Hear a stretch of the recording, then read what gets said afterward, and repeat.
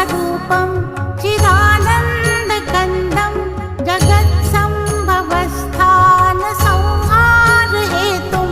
स्वभक्तेच्छया मानुषं दर्शयन्तं